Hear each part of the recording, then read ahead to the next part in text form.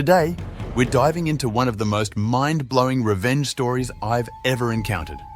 But here's the twist. You won't even realize it's a tale of revenge until we reach the very end.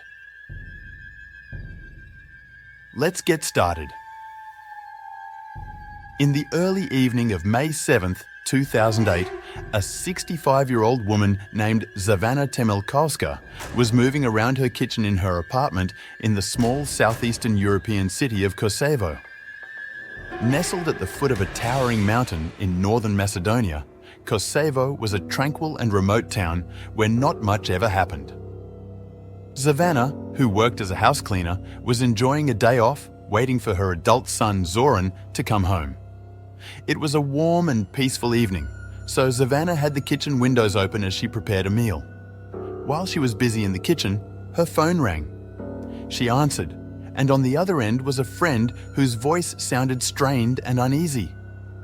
The friend asked Zawena if she was watching the news or listening to the radio. Confused, Zawena replied that she wasn't. The friend then broke the news that there had been a severe traffic accident in town, and Zavena's son, Zoran, was reportedly involved. Hearing this, Zawena let out a horrified cry, dropped what she was doing, and bolted out the door. As she ran down the street, a neighbor spotted her and shouted, asking if everything was okay. Zawena, not stopping, called out that her son had been hurt and she was heading to the hospital. The neighbor watched as Zawena disappeared around the corner, determined to reach her son. Zawena didn't have a car, so she was literally running to the hospital, desperate to check on Zoran. A short time later, the same neighbor heard a knock at the door. When they opened it, they were shocked to see Zoran standing there, seemingly unharmed. Before the neighbor could ask any questions, Zoran, looking puzzled, asked if they had seen his mother. He explained that they were supposed to have dinner together, and it was completely unlike her to leave without telling him where she was going. The neighbor, equally confused, asked Zoran if he had been in a car accident. Zoran, bewildered, replied that he hadn't. The neighbor then recounted what they had seen. Zawena running out of the house, saying that her son had been hurt in a car accident and that she was going to the hospital. Now, even more mystified, Zoran called the hospital to see if his mother was there, but they told him she wasn't and that there had been no car accident victims brought in that day. By the end of the night, with no sign of Zawena and no explanation for her sudden disappearance, Zoran went to the police and reported his mother missing. 9 days later, on May 16th, with still no word from Zawena and the police unable to find any leads, a 56-year-old journalist named Vlado Taneski, who lived not far from Zavena's apartment, received a tip from one of his police sources. The source informed Vlado that Zawena had been found, but the news wasn't public yet. Tragically, she was dead. Her body, beaten, strangled and stabbed, had been wrapped in plastic and dumped in an illegal dumping area near the town's football stadium.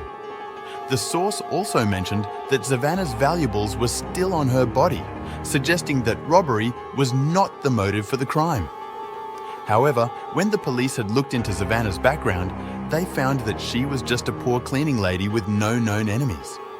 It made no sense that she would be the victim of such a brutal personal harm that didn't appear to be financially motivated.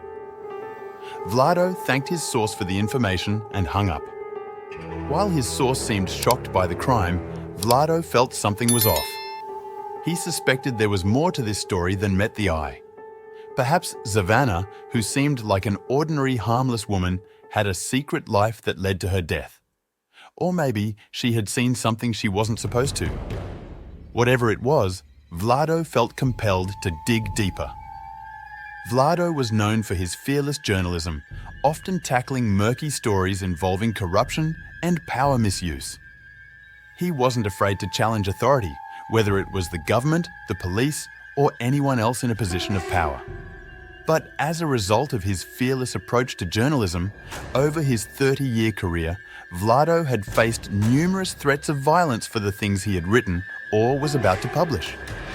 Even though he knew that investigating Zavena's unalive could once again put him in hot water with those in power, he felt it was his duty to dig into the case and uncover the truth.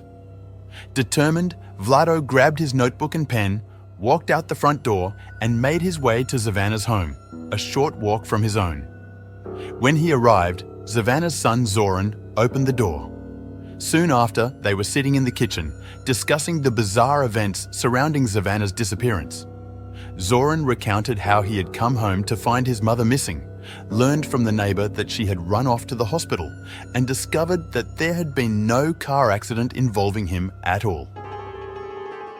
As Zoran spoke, Vlado diligently took notes and asked probing follow-up questions. By the end of the interview, Vlado felt he had a solid understanding of what had happened to Zavana. What stood out to him the most was Zoran's mention of his mother's occupation as a cleaning lady.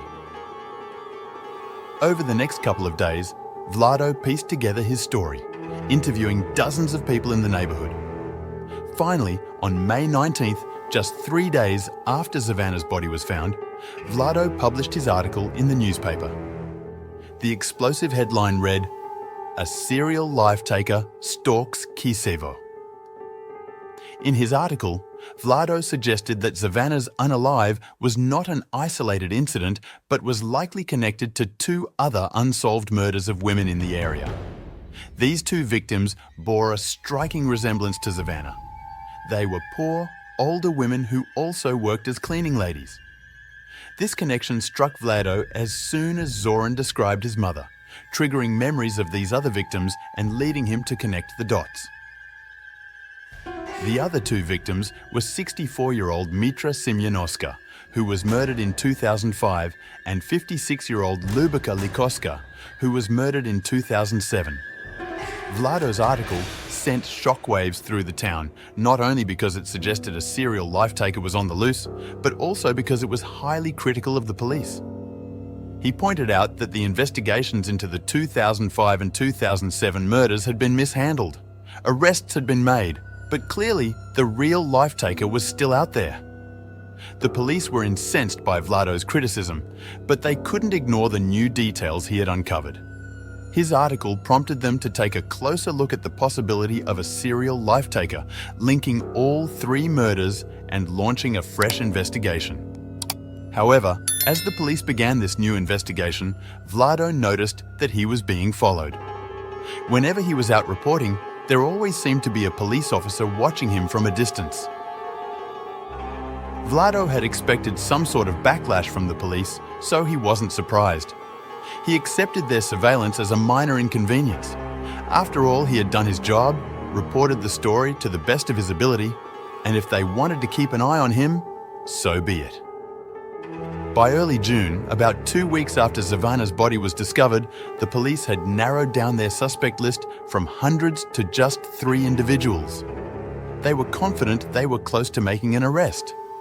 Then, on June 20th, while Vlado was still under police surveillance, his editor received an unusual call from a police officer. The officer informed the editor that an arrest in the serial life-taker case was imminent. As soon as the call ended, the editor tried to contact Vlado to relay the news, but Vlado didn't answer, a rare occurrence for him. Vlado was always prompt in returning calls, which made the editor uneasy. Moreover, it struck the editor as odd that the officer had contacted him and not Vlado directly. Why would they bypass the journalist who had been covering the case so closely? The editor continued to try reaching Vlado, but with no success. Ultimately, the editor assumed that Vlado was either busy interviewing someone or was already on the scene, prepared to report on the arrest as it unfolded. Meanwhile, on a quiet street in Kisevo, the police had discreetly surrounded a modest 2-story home that appeared neglected and overgrown. Tall fir trees loomed over the property and all the windows were covered with heavy drapes, adding to the eerie atmosphere. Once the officers were confident that the building was completely surrounded, a team approached the front porch. They knocked on the door and announced themselves, demanding that whoever was inside come out with their hands up. For a tense moment, there was only silence. Then, the officers on the porch heard footsteps approaching from inside the house. With their fire weapons drawn, they braced for anything. The door slowly creaked open, revealing a man who looked unassuming and confused. The police quickly moved in, arresting him without incident. Just a few minutes later, back at the newspaper office, Vlado's editor received another phone call. It was the same police officer who had called earlier to inform him of the impending arrest. This time, the officer confirmed that the arrest had been made. They had caught the serial life-taker. When the editor asked who the suspect was, the officer gave a name that made the editor drop the phone in shock. The serial life-taker was Vlado. It turned out that, despite his calm and professional exterior, Vlado harbored deep-seated rage, particularly towards his mother, whom he had viewed as a cruel and abusive figure. After she passed away in 2002, Vlado became consumed with the idea of exacting revenge. But since his mother was already dead, Vlado directed his fury towards women who resembled her, poor, older cleaning ladies. His 3 victims, Mitra in 2005, Lubica in 2007, and Zavana in 2008, had all known Vlado's mother personally. Vlado used this connection to gain their trust, luring them into situations where he could strangle, stab, and beat them to death. In his explosive article about Zavana's unalive, Vlado fabricated several details to throw the police off his trail.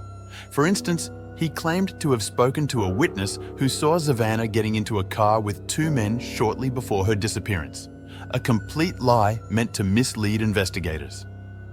Vlado had also been the one to plant the false story about Zoran's car accident on the radio, which led Zavana to leave her home and become vulnerable to his harm. Vlado had called the radio station, where he had previously worked, and convinced them to air the fabricated story without any fact-checking. But what ultimately led to Vlado's downfall was the fact that he had included specific details in his article that had not been made public by the police.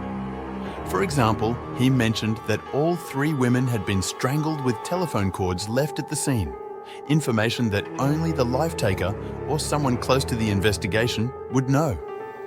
When the police read this in Vlado's article, they became suspicious and began to suspect that Vlado might be the murderer. While Vlado believed the police were trailing him to intimidate him, they were actually gathering evidence to confirm their suspicions. When they finally obtained a DNA sample from Vlado, it matched the evidence from the crime scenes, confirming that he was the serial life-taker. Following his arrest, Vlado was immediately charged with 2 of the murders, and the police were preparing to charge him with the 3rd. They were also investigating the possibility of a 4th victim. However, on June 23rd, just 3 days after his arrest, Vlado died under mysterious circumstances in jail. He was found drowned in a small bucket of water inside his cell, despite the fact that there were 3 other inmates in the cell with him, none of whom claimed to have seen anything. Vlado's death was officially ruled a self-unalive, and after his death, all the unalive investigations were closed. And that wraps up one of the most shocking and twisted revenge stories I've ever come across. The true horror of this tale is in the deception. How a seemingly ordinary journalist hid his dark intentions behind a facade of professionalism.